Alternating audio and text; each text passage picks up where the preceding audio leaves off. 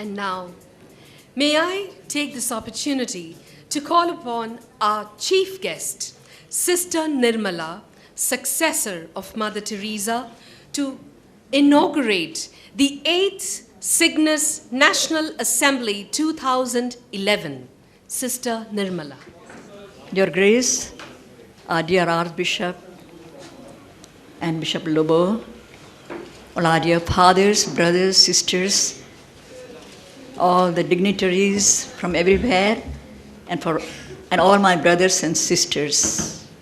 It's a great privilege for me today to stand before you in the name, on behalf of Sister Prema, our Superior General, and all our sisters, brothers, fathers, Mission of Charity, to express my deep appreciation for organizing this 2-day seminar on Mother at the Communicator as a part of a 5 days of National Assembly, 8th National Assembly of SIGNIS.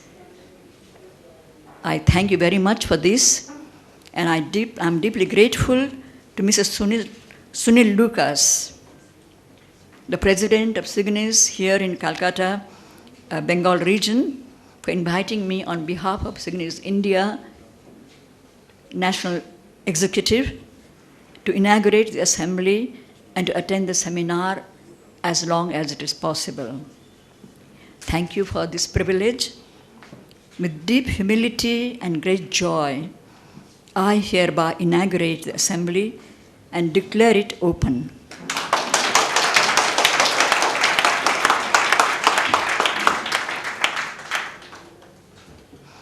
And I ask the Lord for His abundant blessings on SIGNIS India and all its members, the organizers, and the participants.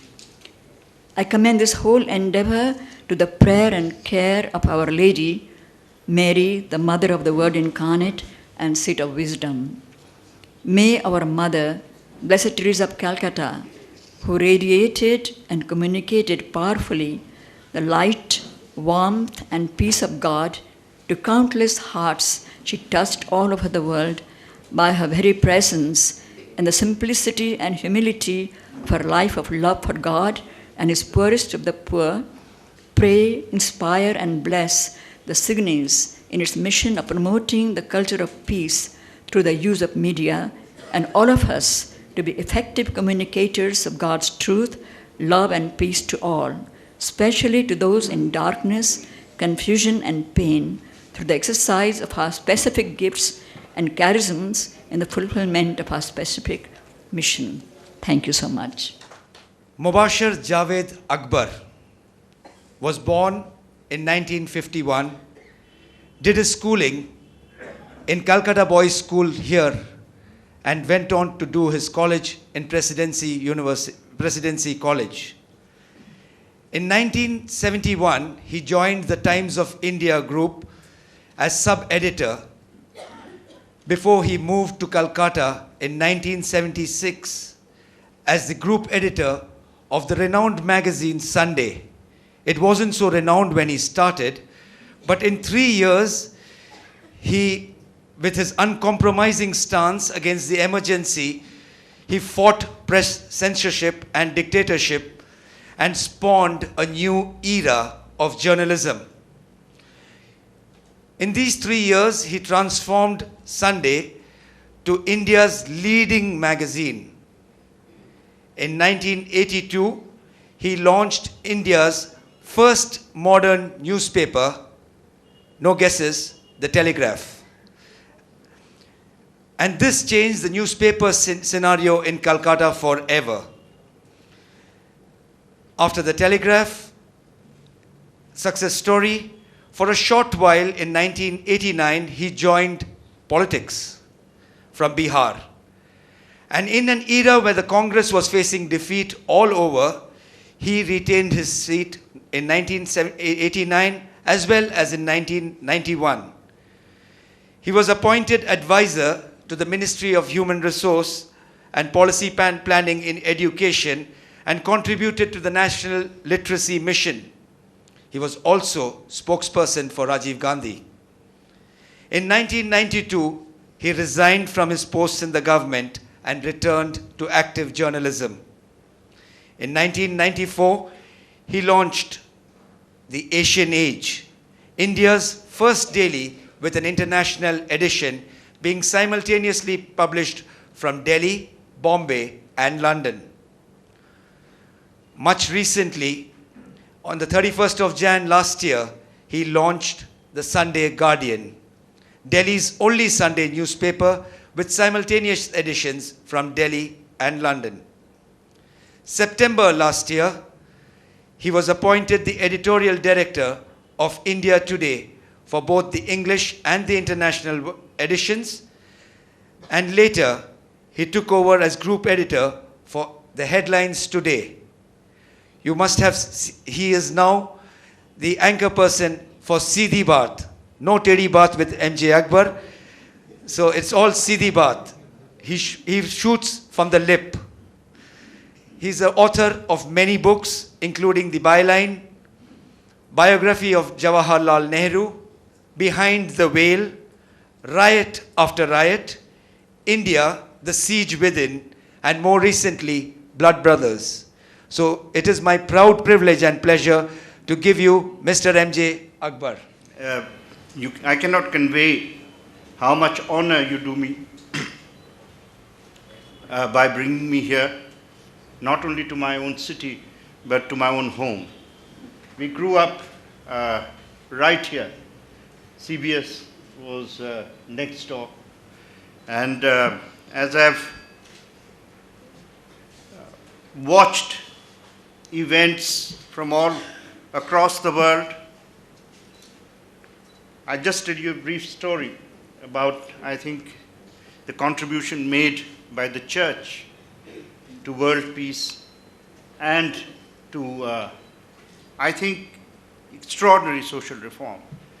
Because after all, our generation was created by the institutions of the church, not just the Catholic Church, of many other churches. We had reached where we did. I was born in a small town north of Calcutta called Tenlipada, which is really the story of Blood Brothers. And not on the right side, I mean on the wrong side, not on the working class side, if you like, not in the officer class side. And if, by the grace of God, I am standing here, it is really because of two schools. One, St. Joseph's Convent, Irish missionaries, Irish nuns, why they would come to Chandanagar, why they would come to a small lost town, leaving their homes, leaving their families, leaving their lives, in order to serve a community without asking for anything in return. It didn't that they came here to change us, to convert us. They just came here to give. And around here to CBS after that. I remember when I was at Brookings Institution, where I'm a fellow in Washington, this was before the Iraq War. And the buzz in Washington at that time, I was working on my latest book actually, which is really Tinderbox, which is just out, The Past and Future of Pakistan, which examines the history, particularly of Indian Muslims for the last 200 years. And while I was working there, the word was abuzz with talk of the war in Iraq and the invasion, George Bush's invasion in Iraq. This may incidentally tell you how long it takes to write a book. And I remarked, I said, supposing I had told Washington to open up its treasury and tell the church to open 1,000 universities in Iraq, you would have turned around and called me mad. I said, where's the money for 1,000 universities? And yet, human beings will find the money for war. They will never find the money for peace and for education. In fact, it was a significant intervention made by the church in the Middle East in the 19th century. And of course, in our country in the 19th century, which created a generation of people, which created a generation of young men who were actually able to, in the 20th century, lead the various kinds of social reform revolutions within a variety of communities. Even in the Ottoman Church, the Young Turks, who actually changed the whole of the Ottoman Empire, came out from missionary schools and were created by missionary schools at the time. As far, this is only a small part of what we witnessed. Far greater was the part played by institutions like this and by saints like Mother. I was a little amused while we were taking the picture, and I heard somebody says, "Tell us when to smile." Because in Mother's palace, the only thing that should be always there is a smile. You don't need to be told to smile here. If there is ever a palace of joy, this is the palace of joy. Because this is the palace of service. In a sense, my journalism actually begins with the sight of a frail nun who I did not quite recognize at that time. One of the very early stories for a magazine long defunct, I think, now called JS, otherwise wrongly known as Junior Statesman. It was never called Junior Statesman. It was only called JS. And I just left school, CBS, just finished our exams actually. And the spirit of both wanderlust as well as this perennial disease called writing was such a dangerous and inflammatory combination that out of nothing it took me to Ranchi. And what was happening in Ranchi, I think that was the last great famine of India, the Bihar famine. And the governance of this country in 1966 was unable to cope with that famine. Really unable to cope with that famine. But who was able to cope? Mother. She was there, totally anonymous. She had not become the international, I think, name then. Because it didn't matter to her whether she was famous or not famous. I mean, she was not doing it in order to acquire this silly thing called fame. And she was there, out there. And that was one of the very first stories. And one of the greats of Indian media and communication. A man, we labor over 1,000 words, but the man who could tell it in a second, Raghu Rai, the photographer, he was also there. And I think we bumped into each other somewhere or the other. I remember traveling by lecture. But that was my first, in a sense, my journalism, the little I know of it, was blessed by her. Not by the sheer presence of her existence in the part of my writing, among my very, very first to second stories. And I'm very fascinated by the theme of today's discourse or discussion. Normally when you think of Mother Teresa, you think of the service, you think of many aspects, all of which are really beyond the capability of normal human beings. We can only stand back and admire, and our voices choke, even at the memory of what she had achieved. But she as a communicator, what a wonderful perception. Because she communicated in all the ways in which we think we can never communicate.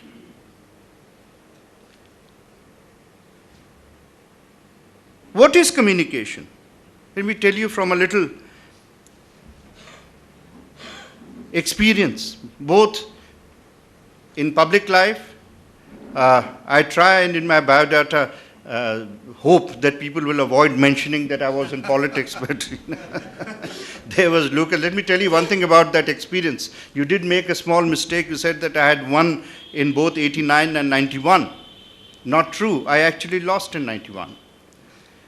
And let me tell you what I learned from that. When you win, you think that you've won.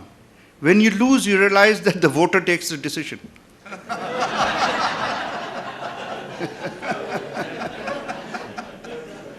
And you learn far more. You know, you think you learn a great deal, you're a hero, whatever it is, cat of the ramp. When you come back, you're glowing with garlands, right? And think, I've won. No, it isn't you who have won. A voter has made a decision, and the voter can destroy your pomposity very quickly, as he must have done mine.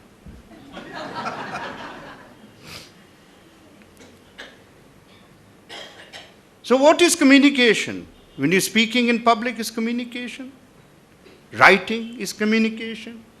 Let me begin with a small example. Lots of over the years, we are talking now 1971, and I was editor in 76 or 75. And, one has had often opportunities continuingly of giving jobs to young people. And the first question I asked them, I said, why do you want to be a journalist? And everyone says, well, I want to write. I said, if you want to write, why don't you sit at home and write the great novel and win a Nobel Prize? Don't come to journalism, because journalism is not about writing, it is about communication. You can write for yourself, but you can't do journalism for yourself. And what is communication? Communication is not my ability to stand here at the podium and speak. Communication is not what I say, communication is what you hear. And unless the I and the ego is eliminated from communication, we can have shouting, we can have ranting, you can even have great and mighty intellect, but you will not be able to communicate. The big question, therefore, is that would I, as a journalist, give Shakespeare a job? And the question is open to debate. We think of communication, we think noise. We think of communication, we think voice. And she was far greater as a communicator because she never spoke with a voice. She spoke with an inner voice. And the sound of that inner voice was so powerful that eventually the whole world was at her feet. Never has there been a funeral like we saw of Mother. It cannot be. And there cannot be, at least in our lifetimes, a funeral like Mother's. The people who came there did not come here to speak or to honor a head of state. They did not come here because protocol required them. They did not come here because nation-to-nation relationships required them. They did not come here because they were bored in their own places that they lived and found this a great opportunity for a weekend holiday. They came here because it was the ultimate, or their last tribute to the ultimate human being.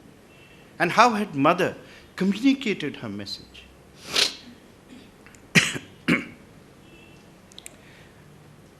We think of communication once again as speech. I'm no expert on Mother. My interaction with her was extremely limited. My friends, Naresh and Sunita, of course, were very much more with her. My wife, Malika, she was not a very church-going Christian, but she was occasionally very much here. Mother, we think of, as I said, of communication through speech. No. Mother communicated through touch. And that too wasn't very extraordinary, because the power of the touch is the power of the miracle. Particularly those of you who are Christians, which I'm sure, and you have read the Bible, and you have read of Jesus. You know that he too, of course, he communicated both through the sermon, but I think the far greater communication of Jesus himself was through the touch. He touched, and Lazarus was alive. And that too, that image keeps coming back to me whenever I think of Mother. She touched, and so many children who were Lazaruses and would have been came alive. There has been some controversy about the Mother because of the Catholic Church's views on abortion and so on and so forth, and on family planning. But I understood why she was a passionate believer in life from embryo. And only those who saw her could understand that.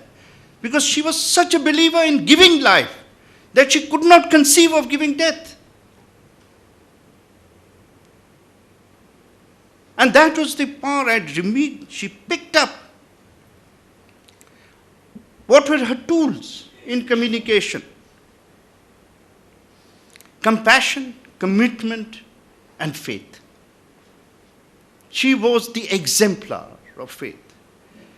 And as I look around me and see the world, and I discover that one of the great tragedies, in my view, this is after all a personal view, has been the complete diminution or collapse of faith. It doesn't matter to me what faith you belong to. I am a Muslim and proud to be one.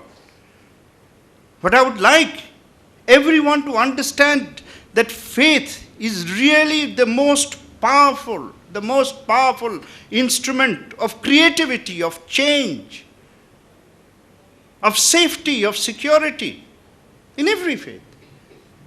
Every cathedral in Europe, the art in Europe, 90% of art in Europe is an exhibition of the passion and the brilliance and the genius of faith.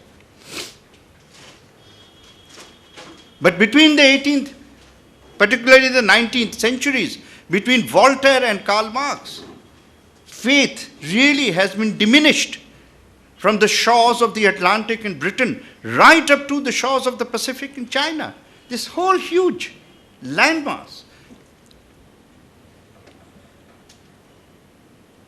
People talk, I'm sorry if I delve a little into history, but it interests me and I think perhaps there are things to learn.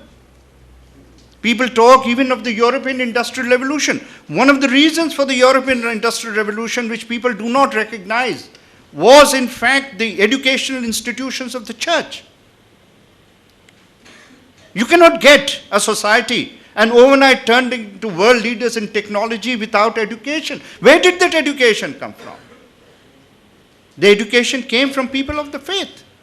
One of the great points that is there actually in my book Tinderbox, which I have examined, that between the two great empires of the time, Ottoman Empire and Ottoman Empire was actually inheritor of the Roman Empire of the East, and the European empires or the European nations at the time, the Ottoman Empire, was the fact that the Ottoman Empire did not permit printing. Although there is nothing in Islam against printing, for a variety of political reasons which we shouldn't go into. But what happened in the West, in Western Europe? Gutenberg's idea was picked up by who? Gutenberg himself, by the way, the father of printing, died completely broke. He died a pauper. Because, in his time, his great genius of his invention was hardly, barely recognized and certainly could not be made profitable. But who gave printing to the world? In the modern sense, it was the church. Because the church took it, converted it into the printing of the Bible. And from the printing of the Bible, because what did printing do? It democratized education.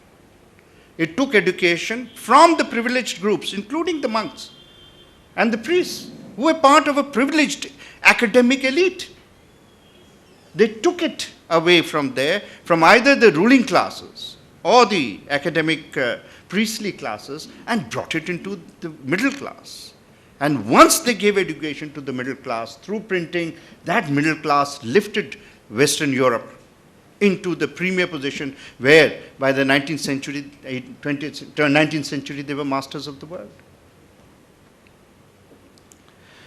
The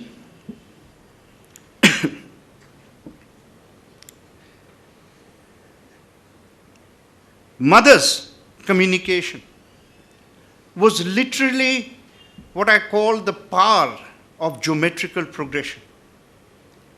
Because she did not use any megaphone, she did not use any radio, she did not use any television, she did not use any satellite, she did not use any internet. None of the various elements of communication as we conventionally understand it was either available to her or she was interested in it. So how did this single woman become the international figure? She was not part of YouTube revolution or internet. Nobody was seeing her work across the world and getting millions of hits. How? The power, I tell you, of the touch and conversion of the individual. And that, each time that touch of the individual which she addressed, singly and collectively through her sisters, to this great order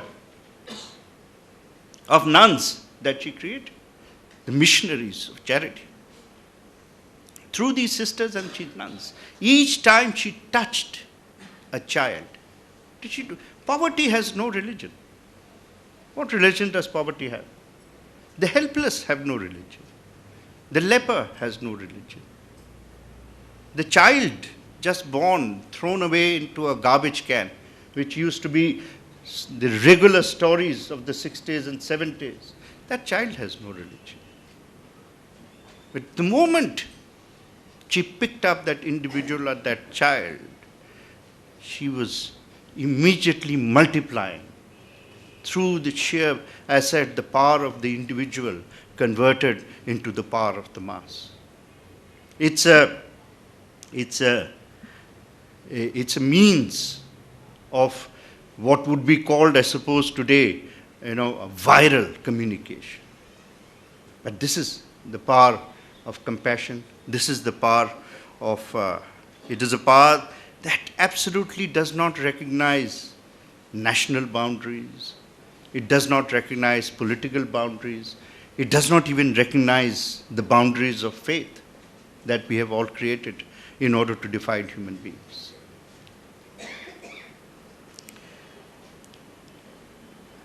The line in the Bible which always seems to me the most appropriate to describe her is the one which says that faith moves mountains.